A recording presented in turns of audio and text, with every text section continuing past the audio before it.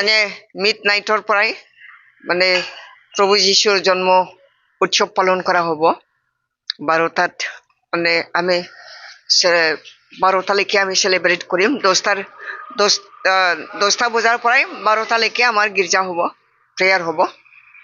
তাৰপিছত যীশুৰ জন্ম উৎসৱটো আমি পালন কৰিম তো সকলোৰে ভাল লাগে মানে আমি সকলোৱে ফূৰ্তি কৰোঁ আনন্দিত হওঁ যে প্ৰভু যীশুৰ জন্মদিনটো পালন কৰিবৰ কাৰণে আমি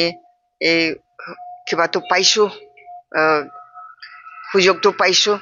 ভগৱানে আমাক মানে আশীৰ্বাদ কৰিছে কাৰণে এইটো আমি প্ৰতি বছৰে সুযোগটো পাই আছোঁ তো এই মুহূৰ্তত মই আমাৰ গোটেই অসমবাসীলৈ মই শুভেচ্ছা প্ৰদান কৰিছোঁ যাতে আমি সকলোৱে বিভিন্ন ধৰ্মৰ মানুহ আমাৰ অসমত বসবাস কৰে